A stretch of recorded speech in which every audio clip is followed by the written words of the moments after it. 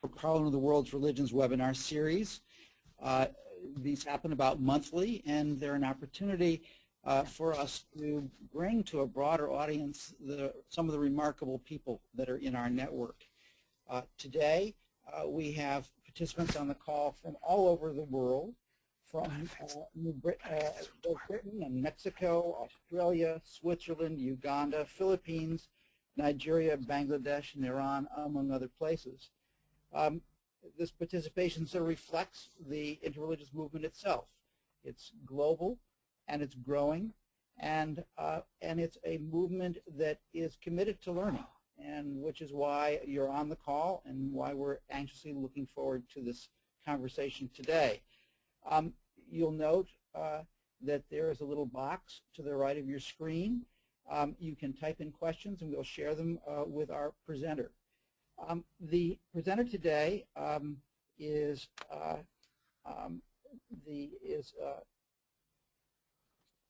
Alon Goshen-Gottstein, and he's going to be talking about equipping religious leaders for interreligious work. He's the director of the Elijah Interfaith Institute and lecturer and director of the Center for the Study of Rabbinic Thought at Beit Morasha College, both in Jerusalem. He was ordained as a rabbi in 1977, and projects of the Elijah Interfaith Institute include the biannual meeting of the Board of the World Religious Leaders, the Educational Network, as well as the Jewish and Muslim Theology of the Religious Other. Welcome, Alon Goshen-Gottstein. Hello, good day to all of you. You have the floor. Can you hear me? Yes. Good. Hello. Hi. Hello there. Hello, Steve. Hello. Hello, everyone.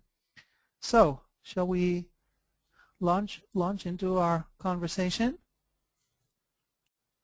Let's go. Let's go. Okay. So, given our technological challenges, when I disconnect, I'll just have to ask Matt to call me in because we've not been successful in resolving them. So, we're going on some kind of a grace period here. Okay, everyone. So, what I have chosen to do is to introduce the theme of equipping religious leadership through the lens of the history of the work of the Elijah Interfaith Institute. So I will tell the story and reflect about its consequences and its implications for equipping religious leaders. So I begin the story in 1996 when the Elijah Interfaith Institute, then called the Elijah School for the Study of Wisdom in World Religions, was established. It was established as a consortium of 13 Jewish, Christian, and Muslim schools, all of which collaborated in various courses, summer school programs, seminars, activities, all aimed to enhance their understanding. And it was really already at that very early point that we realized that our work involves us in what the title of this particular session is, namely equipping religious leadership for work in interreligious dialogue. Because in fact we were working with future priests, future rabbis, some future imams, various people who came from other religions. And in fact what we were doing was providing them with a foundation for a better understanding of other religions. I'd like to say a word about a format that we had adapted at the time and that we found to be the most helpful and to date still the most successful program that we have not been able to duplicate since we stopped doing that at about the year 2000. So it was a program that, no, 2001. So we ran with this one for about 6 or 7 years. And to the best of our knowledge, nobody's done that. And if I were to be asked what would be the best program I could recommend for this kind of work of equipping religious leaders, it would be the following. Let me describe the format of that summer school because the format says something meaningful about the content itself. We would bring together a community of scholars representing 6 religions to begin with, even though we were situated in Jerusalem. While we're still Israeli-based, nowadays we're an international organization. At the time we were strictly an Israeli organization. We would bring together a group of scholars representing minimally 5 religions: Judaism, Christianity, Islam, Hinduism, and Buddhism. And then we would throw other religions in the mix. We did pagans, we did Egyptians, we did Mormon, we did all kinds of other things that came in as part of the mix. And the concept was that all the teachers and students form a community, and everybody stays there throughout the process. Obviously, you know, people were allowed occasionally to go to the bathroom, but not a hell of a lot more than that. And I don't know how well humor comes across a webinar, but do be advised that some of the things that I say that might seem shocking in the context of a statement to the internet are an imitation of a live situation where you communicate with people using humor. Anyway, what we did in that context was to have lectures with everyone sharing their own teachings, engaging each other, but doing a lot more than that. The day would open with a prayer from one of the religions, so we were sympathetic observers of one religious tradition. We would have pilgrimage to religious sites of the specific traditions. We would have music of the tradition. We would tour together, and above all, we would develop personal relations and live together. So it was a kind of immersion program.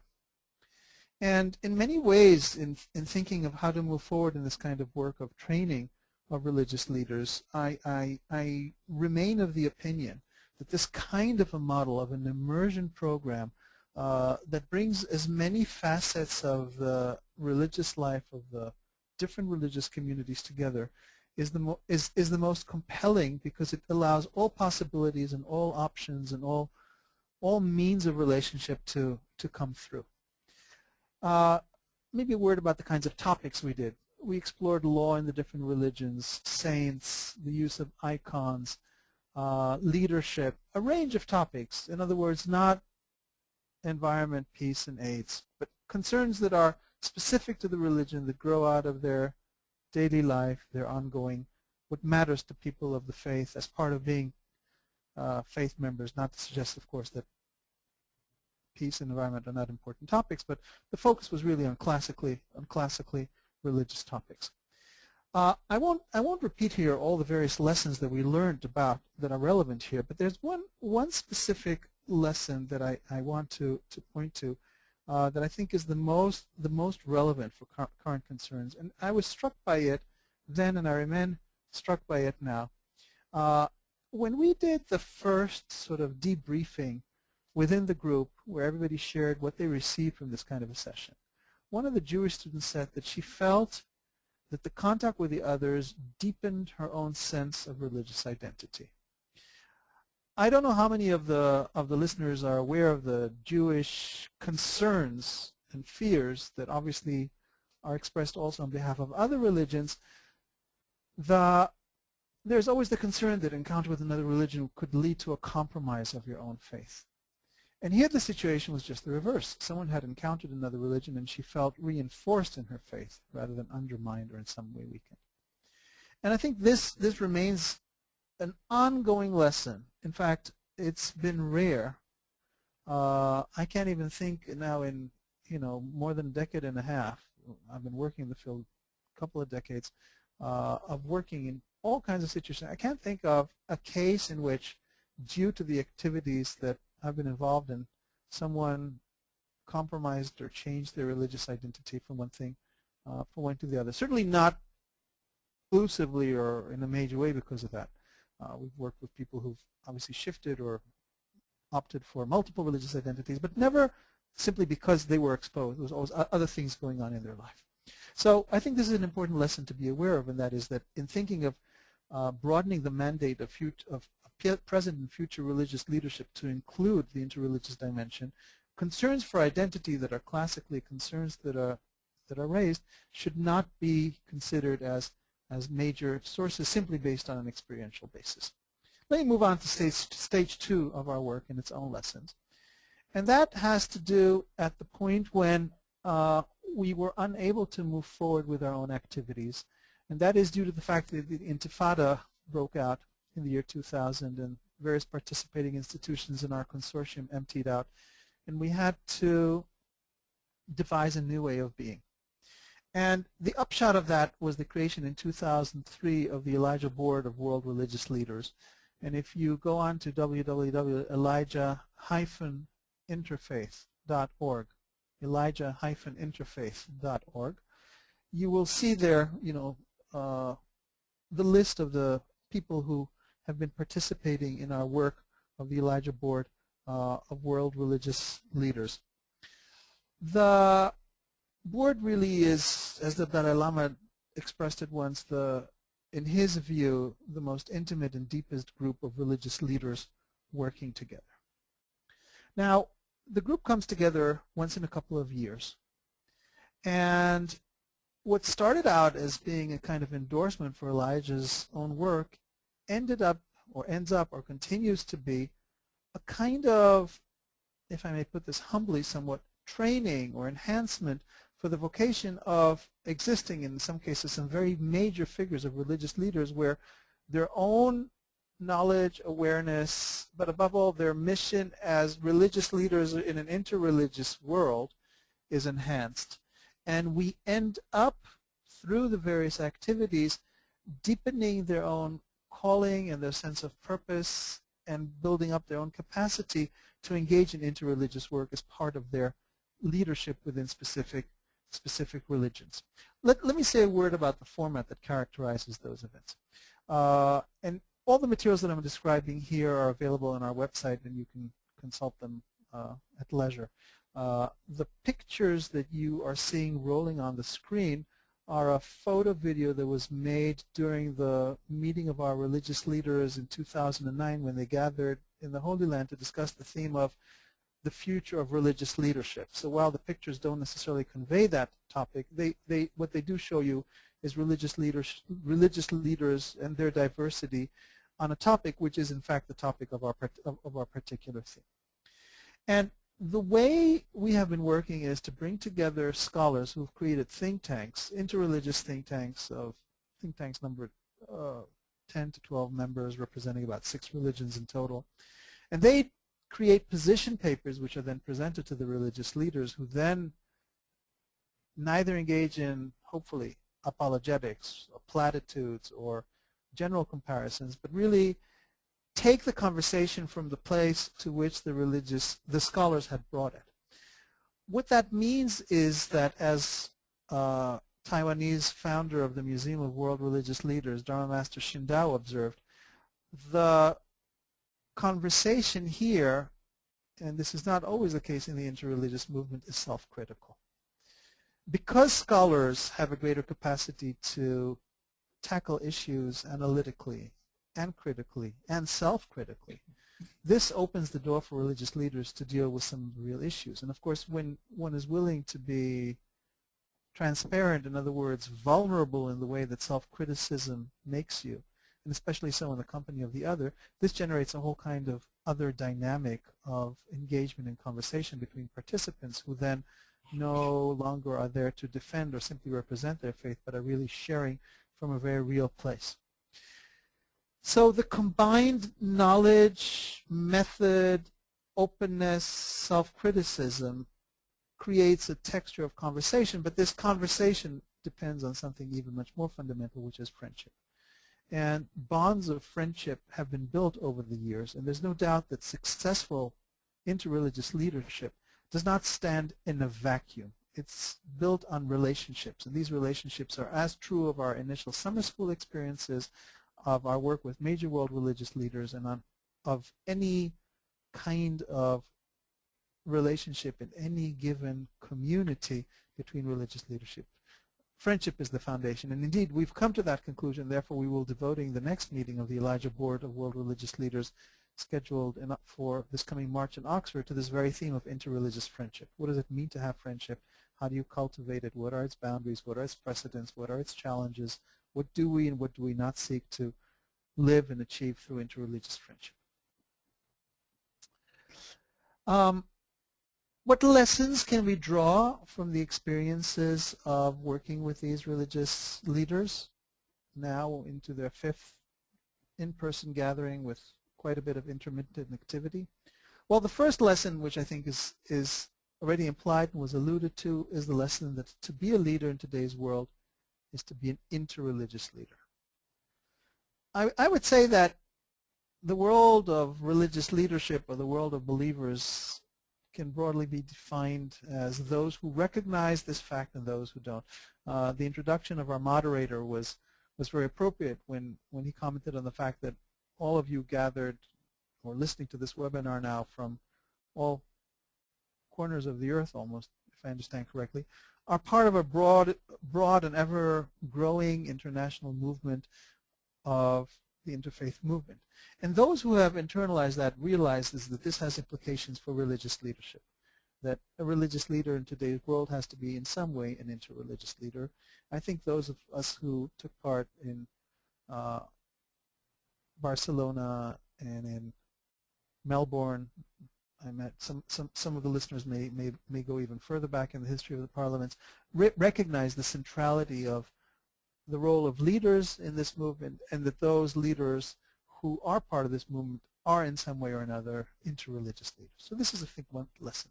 Second lesson, which I think is very important, is the relation between leadership and friendship, where the one depends on the other. And the third lesson that I would like to draw out of this particular story is the lesson of self-criticism, the ability to be self-critical as one dimension of religious leadership. And the third chapter in our own history, I think, will bring forth some of those lessons in a clearer way. So the third chapter that I want to share with you are programs that we've run for seminarians. Now, the initial, I just want to do a quick check to make certain that I'm still audible. Will someone from cyberspace acknowledge the fact that I'm talking? Well. Yeah, I'm doing well? Okay, thank you. Well, and hopefully the listeners, are the listeners sending in any nasty remarks yet? Yes, there are a few. Yeah, that's if they're sending nasty remarks, so it's working. That's good. Okay, so let's move to the third dimension of the programming, and this is the program we've been doing with seminarians. As I said, we started our career with seminarians of different faith traditions coming together, and then we have in the last few years focused on some programs that are religion specific, and here it so happened mainly due to funding reasons that one particular track that has taken off more than others is the track of Jewish seminarians. I've been running now for about 4 or 5 years, training at a Orthodox rabbinical seminary by the name of Yeshivat Chovevei Torah through a grant from the Henry Luce Foundation.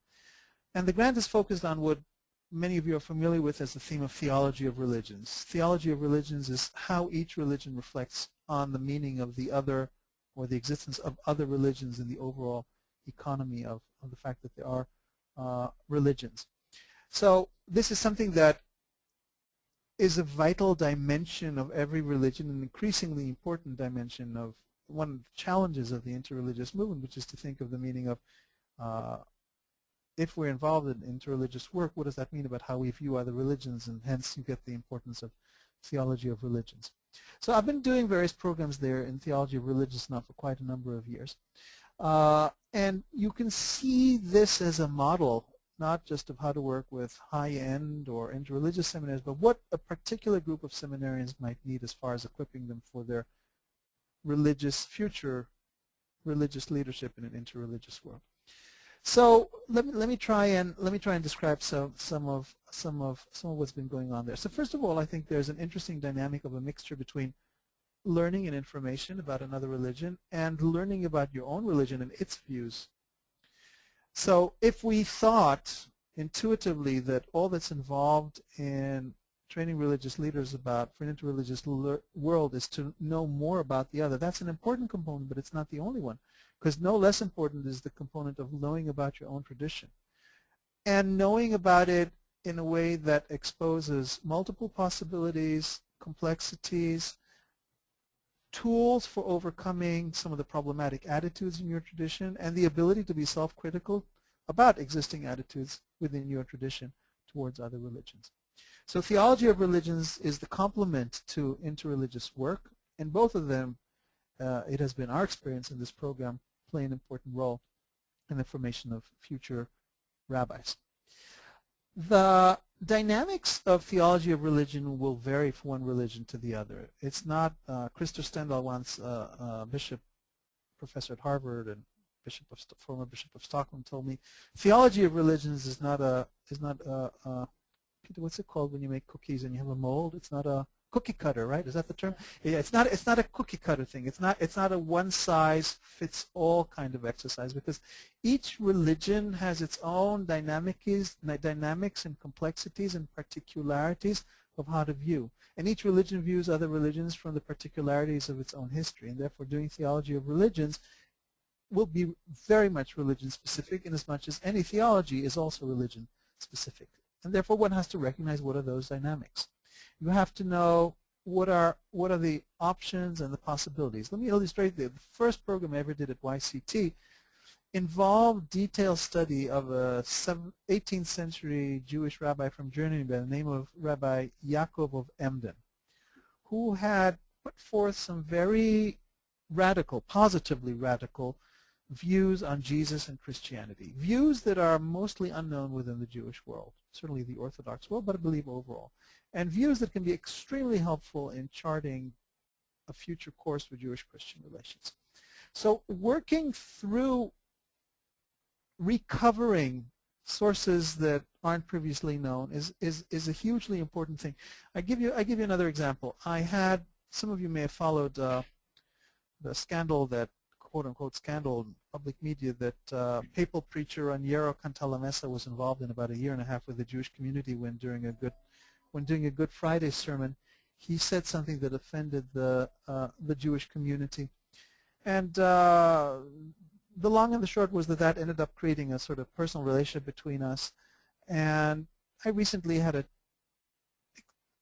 dialogue with him, and he brought to me a passage from Thomas Aquinas, where Thomas Aquinas, he says based on an earlier Pseudo-Ambrose passage, says any place that you find truth, that truth is from God. And he wanted to suggest that this is an important insight and resource for cultivating interreligious dialogue. And I said to him, this is strange. I mean, I know Justin Martyr, I know the Seeds of Truth, I know Rahner about the anonymous Christians, I know various sources that Christians usually use in their theology of religions. How come I've never heard this particular strategy attributed to no less a figure than Thomas Aquinas? Well, I can't judge how well known it is if my impression is correct, but I believe it's a source that isn't sufficiently known and appreciated. So here's the kind of work that one engages in theology of religions, is also identifying strands within your tradition that may have gotten lost, that don't get sufficiently highlighted, and making them work. So if I sum up the kind of work that has been involved, we have the knowledge and the information, your tradition and the other, the importance of the theology of religions, and then what we're looking to do now in the next step of working with these seminarians is actually to take that work into a collaborative mode where Jewish seminarians will come together with Christian seminarians in shared learning and service programs. We're not the only ones doing that. I know that Oros at Hebrew College is planning on doing a prison service kind of tutoring together for Jewish and Christian seminarians. So obviously project services can vary, but the idea of taking it into practical steps. I had, in an interest to allow the audience, that is all of you out there, to respond and pose your questions and to leave enough time for a response, let me really try and end close to 6:30 my time or 10:30 Chicago time, and try therefore to draw the conclusions from our own lessons and experiences to the question of what is required for equipping future religious leadership for its role in an interreligious world. And I've identified 5 points. The first is interiorizing the fact that leadership in today's world is interreligious. If you haven't interiorized that, there's no task, there's no challenge, there's no way forward. 2, knowledge and information, vital. And here this breaks into 2, knowledge of the other, because ignorance is never a good recipe for good interfaith relations, but no less than that, also knowledge of your own traditions and its resources, and very often, probably always, our traditions are much broader, richer, and flexible than we tend to think they are in relationship to the other. 3, self-awareness of your own tradition's particularity, challenges, and the willingness to revisit fundamental assumptions. So here we're getting to the self-critical capacity and not just knowledge of the tradition, but really exploring it critically and constructively. 4th, relationships, the importance of friendship in advancing it. and moving then 5 from friendship to partnership, where friendship becomes something active that you take with you. And if we are able to train future religious leaders to know, understand, be critical, and at the same time be friendly and collaborate, I am sure the world of tomorrow will be a much better world than the world of yesterday. I stop here. Well, thank you so much for sharing the wisdom that's come out of many, many years of hard work. Our respondent today is Bruce Bramlett. Bruce is an ordained Episcopal priest and religious studies scholar focusing on Holocaust genocide studies, Jewish history, the history of anti-Semitism, and interfaith relations. He's a Christian Fellow of the Shalom Hartman Institute in Jerusalem. He works in the South Bay, San Francisco area as a coordinator for interfaith relations, facilitating several regional dialogue groups, promoting wider interfaith cooperation and conversation.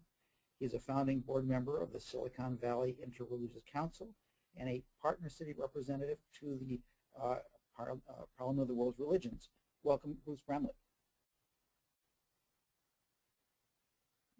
Oh, sorry. I mean, Bruce, are you there? The travails of technology. Let's hold on 1 second. I'm unmuted now. Okay. Can you hear me? Yes. Okay. Can you hear me? Yes, we can. All right. Thank you. Thank you, Rabbi Gottstein, for your wonderful, wonderful praise. Alon is enough. Alon, okay. Good morning, or at least good morning for me, Alon, and I wish you well. Thank you. It is wonderful. As I was listening to you, I found myself unfortunately a bit distracted by this wonderful slideshow that you provided. I was afraid of that. We spoke about that yesterday. Did you find it distracting? Well, only in the positive sense of reminding myself of all the wonderful places in Israel that I've been, and seeing those places again in the context of people that that look fascinating to me in a visual sense.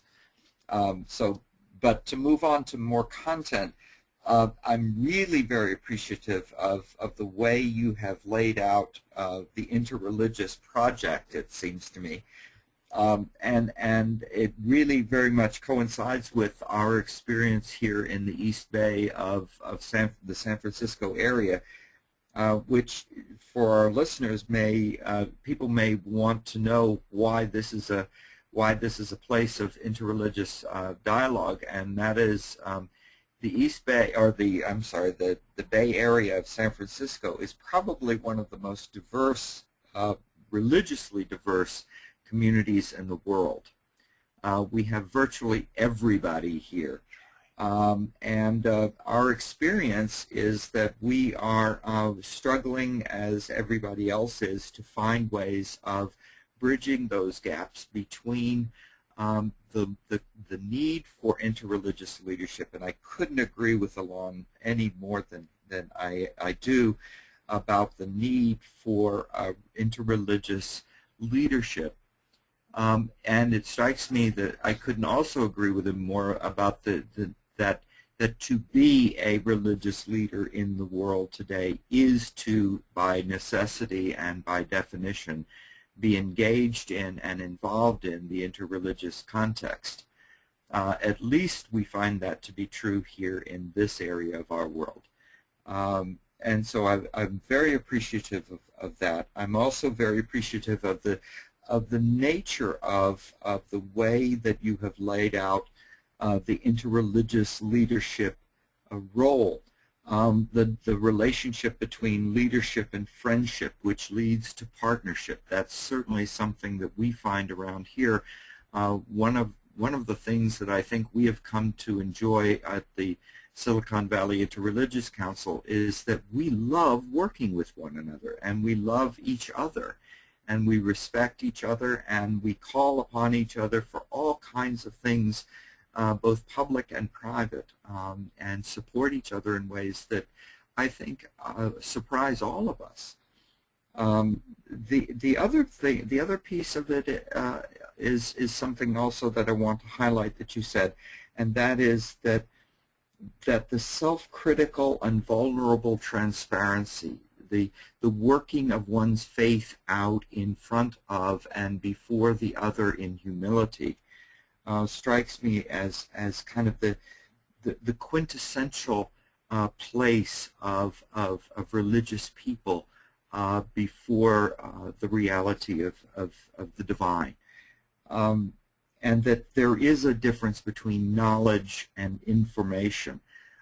Way back in the 1960s and 70s and early 80s, when the Jewish-Christian dialogue was kind of the quintessential model for dialogue, there were a lot of seminary retreats and things that I used to attend and be a part of, in which it was a kind of a show and tell.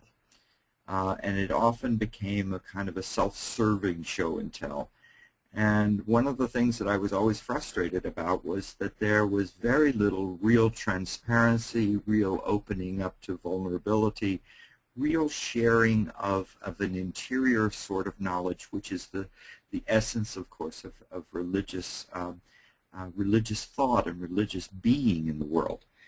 So that whole difference between knowledge, that is, what our congregations need is not just information about one another.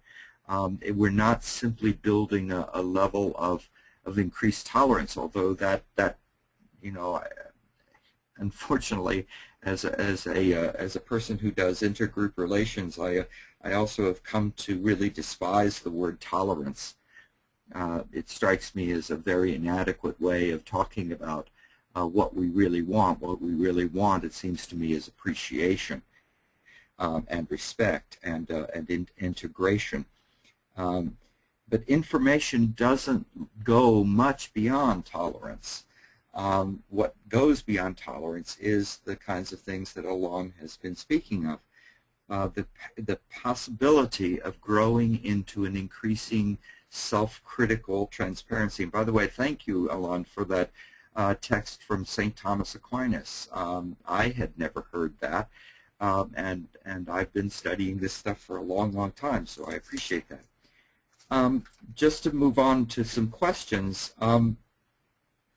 I guess the reality here, at least in our world, is that the interreligious group, the interreligious congregation, if you will, in this particular area of ours is very much, of course, as it is probably everywhere, a self-selection process. And I wrote that down for us because I think you're absolutely right about all of the things that you've said, and the question is, how do we move beyond this very clearly self-selected, very clearly decided group of folks into the larger communities that we both live in and serve. And that's always been a question that has been something that I've pondered, and not just among religious leaders, of course, but most of our people live in this interreligious world and are baffled by it and are very scared of the possibility of opening themselves up to new things, that their faith or their children's faith will be diluted or their identity lost. I mean, I think you're absolutely correct about that. How do we break through those resistances to build a more... Welcome to GoToWebinar, web events made easy. The other thing, and this goes along with it, is the gap between the theological expert and the religious practitioner. I was a part of the Shalom Hartman Institute where David Hartman brought in Christians and Jews to build that kind of vulnerable engagement and encounter, and it was an encounter that, of course, changed and modified all of us in very wonderful ways. But that modification among that group of people was restricted pretty much to scholars and pretty much to religious practitioners who are professionals. How do we move that down to the local, down to the congregational, down to the communal level in ways that might be more effective? That if you've got any insights about how that can happen or what happens when, if you've seen that, I would be appreciative of an answer to that. And I guess finally a word of appreciation, that is, I just really think in a half hour you've done a great job in helping us put this together for another conversation. And I plan to take this back to my own group of leaders and really present it. So thank you. I'll leave this now open to others who may have questions or comments. Why don't we just take questions from the audience, and then I'll address all of them at the end. How about this one? How do you work with religious groups that have no formal religious preparation for their leaders? Wait, I've got a call from you guys who are trying to call me in, and I am in. You're on. Yeah. You're live. So I'm not going to pick it up. Alon? Okay. We're having a little technical difficulty here. So can you say the question again? Yes. How do you work with religious groups that have no formal religious preparation for their leaders?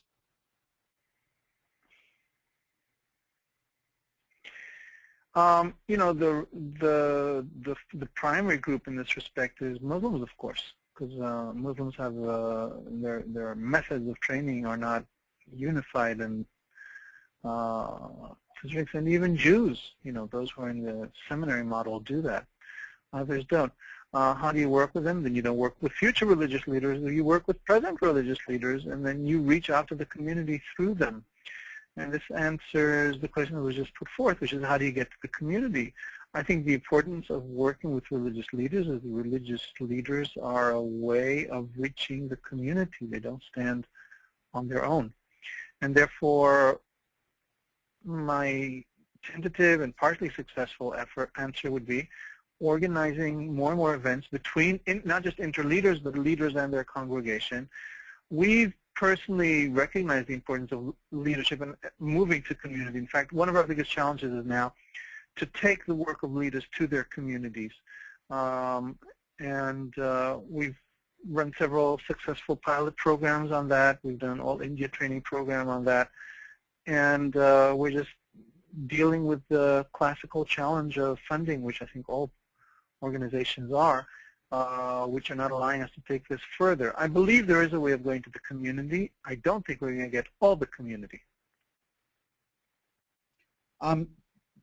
So you basically, in these communities that don't have formal seminaries and processes, you go through the existing leaders to find... I can't hear you well. I can't hear you well.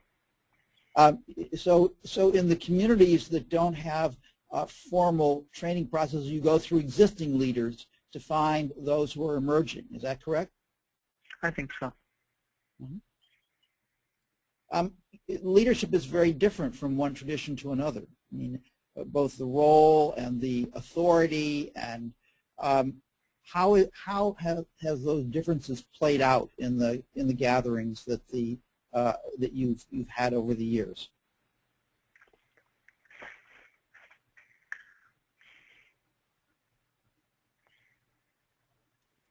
Can you hear me? Yeah, I'm thinking. Sometimes that happens. That's a good thing to do, actually. Yeah. It's a what? It's a good thing to do. It's a good thing to do, but not when you're in cyberspace. That's the problem. Cyberspace doesn't always encourage thinking. We try to create, we have a luxury. I mean, we don't have to take the leaders of a given place. We can create a community of our own that fits our profile and therefore our expectations.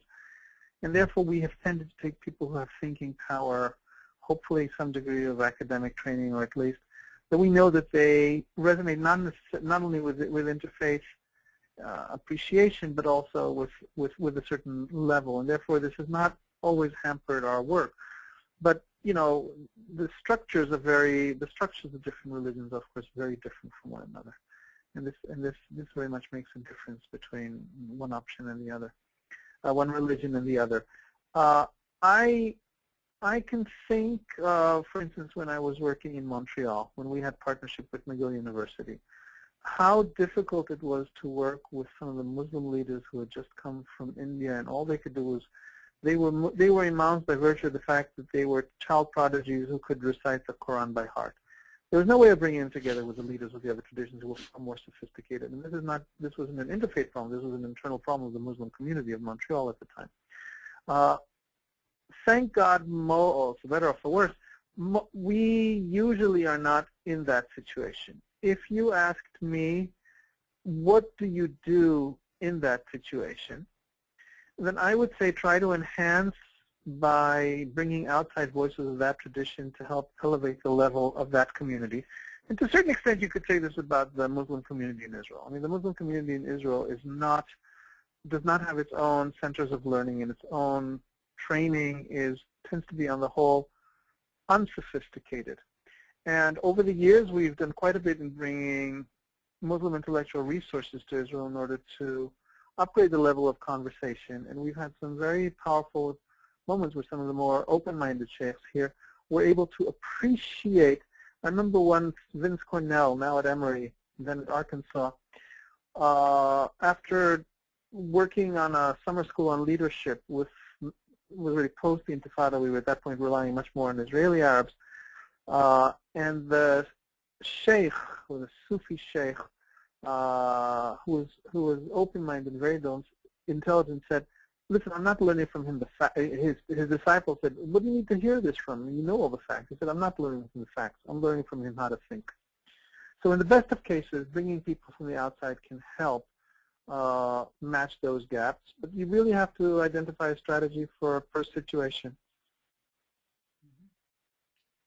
Another question is that most religions are exclusive. Let me just understand.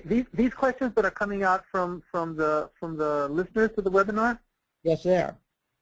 Okay, fine. So please understand that this is what we're doing. So these aren't yours. These are the audience. So thank you to whoever asked that question, because it is definitely a challenge. Do we have some way of checking whether the answers I'm giving are adequate to the listener, to the questioner's expectations? I think that level of technology is not available. I think well, if someone sent an answer, is not happy. Someone sent a question, is not happy with the answer. As far as I'm concerned, they can resubmit it with further clarification. There we go. I actually am quite happy that I can hear you and you can hear us. That's great. Yeah, I know. Most religions are exclusive in some sense. How can leaders both convey to their followers their commitment to their own tradition and work collaboratively with others? And are there some traditions where this is more difficult than others? No, I didn't understand the question. So if you're a religious leader, you are providing leadership to a defined group of people that have an identity and a shared experience, and it's exclusive. There's a boundary around that community, and yet in religious work, you're trying to break through that boundary in a certain way, and work collaboratively with others. Do you find that some traditions or kinds of traditions it's easier to break through these boundaries or play both roles, and then others, the internal role and the external role?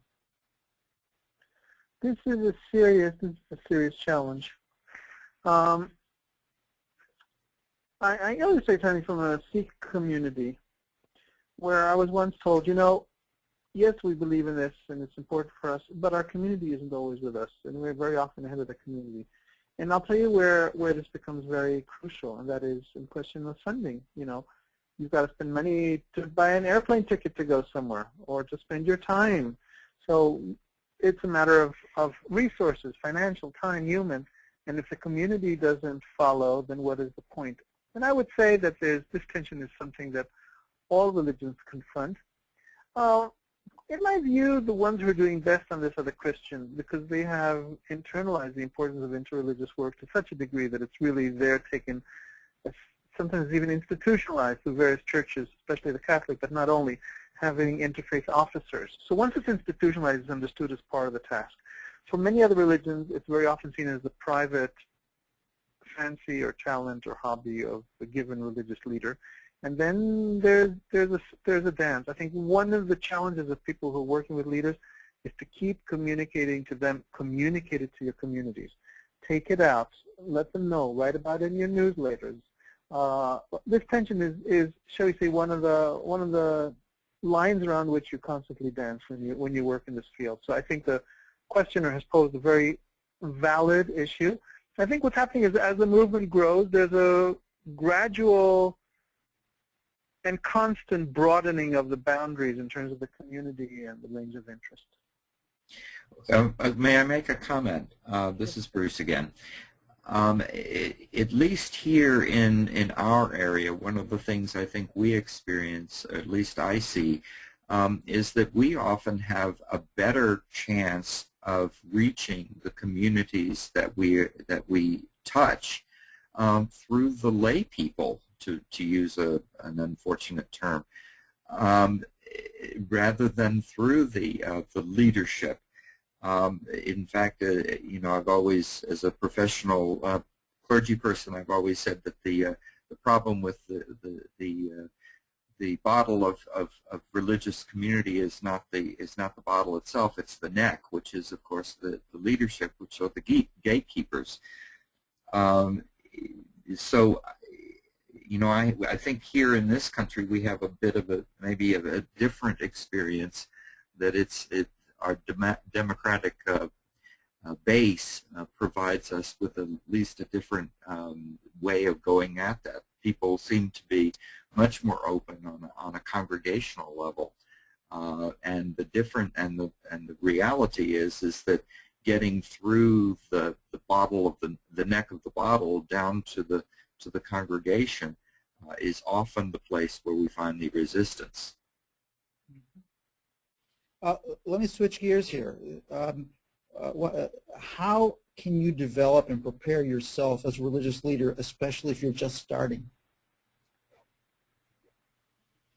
This is one of the questions that was addressed to me. Yes. By identifying like-minded religious leaders of another tradition. I tell you a story. One of my graduates from this yeshiva seminary took on the job as Hillel rabbi recently at Ann Arbor. One of the first things he did was to contact me and to pick my brains about contacts in the local Muslim community in Michigan for the sake of establishing partnerships and working relationships there. So if you're motivated, you get it from very early on. And the best way to do so is by partnering with other like-minded people in your neighborhood. Now, context changed, but this friendship, partnership, interreligious nexus, I think, is the answer to how to do that. Try to not be on your own. Try to identify partners. Alon, how about this one? Can you comment on the role of women?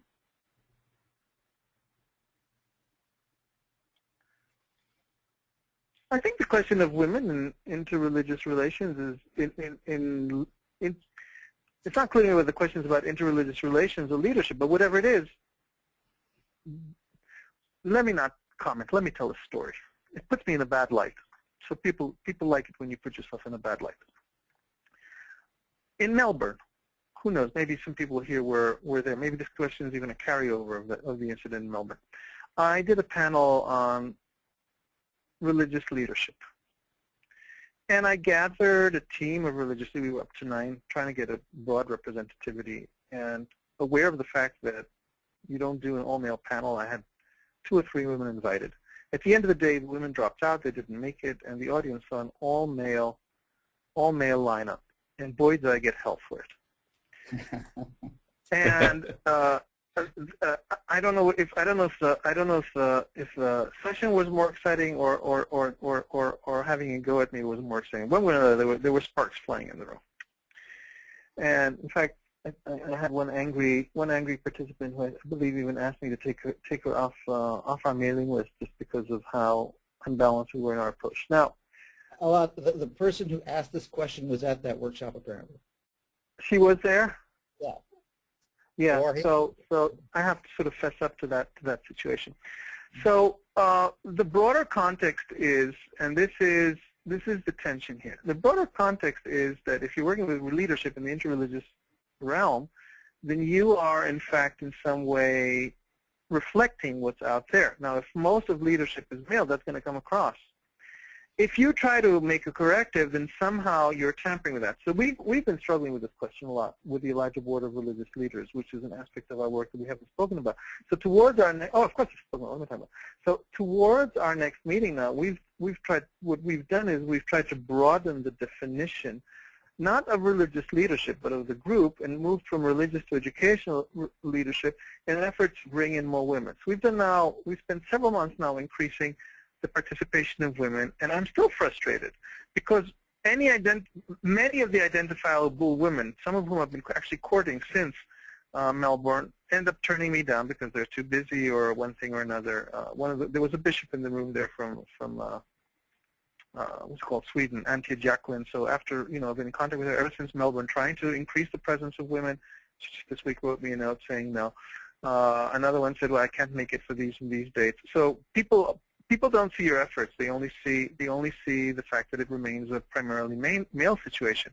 Some organizations have opted for going for equality, but then they've compromised the representativity. So this is the endless struggle. We've been trying to take the in-between road of maintaining the integrity of our forum, while at the same time broadening its mandate without compromising the nature of religious leadership, continually trying to bring in more women, and constantly suffering from the frustration of the difficulties of it, difficulties many of which are not fundamental but just human and situational and time-related, just like those invitations that some of which have committed, some of which turned us down and finally leave us in a male situation. So I would say this is an ongoing struggle that we're aware of, we get flack of, and we're trying to walk this fine line between being representative and at the same time broad and open. If we don't succeed, I can at least say we try. Well, when at the workshop I hope you give in Brussels, we can see the progress that you've made. But let's not wait that far. Let's hope that by the time we're in Oxford this coming March, we'll have an increase in the number of women. We've extended invitations to about 10 women by broadening this effort. And I think we've got 1 or 2 confirmations by now. So hopefully we'll do a little better. But still, some people understandably will be unhappy because it's not full parity. But the religious leadership in today's world does not have full parity. And some women who feel very strongly about this end up extending their feelings on the subject to our own work. Let's switch gears for a minute and let me read another question. As an American neo-pagan minister, I'm faced with challenges from my congregants of closed-mindedness and distrust from monotheistic faiths. What would you recommend for sharing my interest in interfaith work with a community that feels marginalized by other faiths?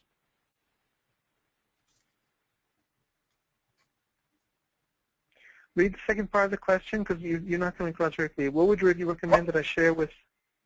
What would you recommend for sharing my interest in interfaith work with my own community that feels marginalized by other faiths, this neo-pagan community?